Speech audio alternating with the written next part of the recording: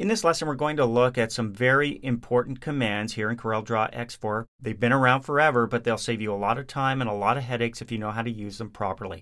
I'm talking about undo, redo, and repeat. We're going to look at all three in this lesson using the file I already have open here called undoredo1.cdr. So if you've got the exercise files and you want to follow along, you'll find this one in the Lesson 4 folder. You can see down below I've got some text.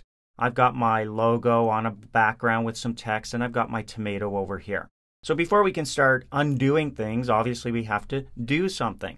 So the first thing I'm going to do is marquee select my green onion logo here. I'm going to duplicate it. So Control D on the keyboard will duplicate that. I'm going to move it into position right beside the original. Let's go right there. I'm going to group all of these objects together. Notice down below it's 3 objects. So I'm going to group them together. Now I'm going to click on the X in the middle, and I'm just going to rotate that over to the right ever so slightly so it's overlapping the original there. Perfect. So we've done a few things. Now it's time to talk about undoing them. I'm going to deselect by clicking on a blank space here and let you know there's a few different ways to undo. If you've been using CorelDRAW for some time in previous versions, you probably have your preferred method. A lot of people like to use the keyboard, Control Z, and we've done that in previous lessons already. Control Z is a fast way to undo the last thing you did. Now in our case it was the rotation. So if I hold down Control and hit the letter Z, you can see it's rotated back. Another way to undo is to go to your toolbar. There's an undo button right up here. Now in this case, clicking undo will do the last thing I did before the rotation. So clicking undo, you can see ungroups everything. And if I go up to the edit menu, you'll notice undo shows up here, but not just the word undo. It'll show you that the last thing I did before I grouped those things together was to move the object. So if I click undo move, you can see it goes back to where it appeared when it was duplicated. Now, if I want to redo those things, in other words, if I undid something I didn't mean to undo, I can undo the undo, which is also known as redo. And the redo button appears right next to the undo button. That's one way to redo the last step.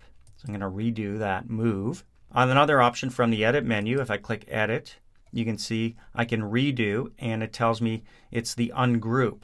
So when I click redo the ungroup, I'm actually grouping them back or ungrouping them. And you may have noticed from the edit menu there is a keyboard shortcut for that. Control Z is easy to remember for ungroup, while redoing is Control Shift Z. So you could do that as well. I'm just going to click on redo rotate. And so there we go, it's rotated. All right, so those are the 3 steps. Notice my redo button's no longer accessible. There's nothing left to redo. I've undone everything and redone everything. Now there is another option, and that is from the drop down. If you want to undo multiple steps instead of one at a time, you can go to the drop down. Check this out up here on my toolbar. Next to the undo button, this little arrow pointing down will show me a list of steps. So you can see rotate was the last thing I did, the ungrouping before that, moving was done before that, and duplicating was the original command. So if I want to undo everything, I just click on duplicate, and I'm right back where I started. Same thing for redo. If I click the drop down, I want to redo everything except for the rotate. I could go down to ungroup, for example, and those 3 steps are redone for me, and I don't have the rotation in there.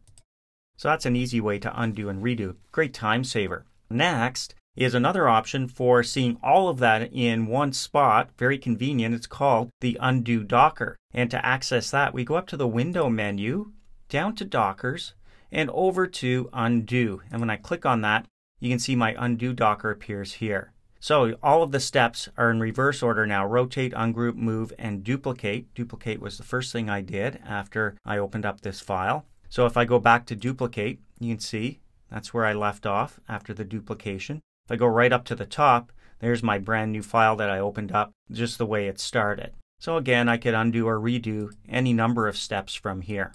When I'm done with the Docker, I close it up. I'll deselect, and that's my end result. So that's undo and redo. Lots of different options there for undoing and redoing. A great time saver. Now we're going to talk about another time saver, which is the repeat command. And we're going to use our tomato. So I'm going to marquee select just the tomato here. And it is actually 11 objects grouped, actually ungrouped, but they are grouped together to create this tomato. We haven't grouped them together yet because we're going to work with parts of the tomato. So for example, if I wanted to change the fill color here, I'm going to click on the red in the tomato. Now I'm going to zoom in with my zoom tool. So I'm going to give it a click here, right on the zoom tool. And just marquee select my tomato. And you can see the nodes around the outside. So I've got my background selected here. Back to the pick tool. It's selected. I'm going to change the fill to a nice gradient fill. So I'm going to go down to my fill tool here and click the little black arrow. There's the flyout. I'm going to go to this fountain fill. And when I give that a click, I see the fountain fill dialog box. I'm going to change the type to radial. I want it to go from this red color, not to white, but maybe to dark pink or something lighter than the red. And over here is a deep pink. I'm going to click on that swatch there. You can choose whatever colors you like. Radial is selected. It's kind of hard to see, but it's a nice little gradient there. I'm going to click and drag that up to the corner so it looks like light is coming from the top right corner. And when I click OK, you can see the difference here with my tomato. It's not just one solid color. All right, I'm going to deselect that. Shift F4 zooms me back out to see the entire page. Now what if I wanted to apply that fill to maybe the background here of my Green Onion Bistro logo? Well, in that case, all I have to do is select the object, which is the rectangle, and repeat that fill command.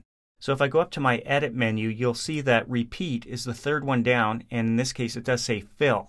Control R as in repeat is an easy one to remember if you like using the keyboard. I'm going to click on repeat fill, and you can see it's repeated for the background here on my Green Onion Bistro logo. And of course, if I want to do that for this one as well, Control R changes the background there as well. So once you go through a command, especially one that requires a number of clicks and a number of steps to apply it, using the repeat command can save you a lot of time if you want to apply the exact same thing to other objects. I'm going to deselect to see the end result. So you should be feeling comfortable with the undo and redo options as well as the repeat function for saving you lots of time when working with objects here in CorelDRAW X4.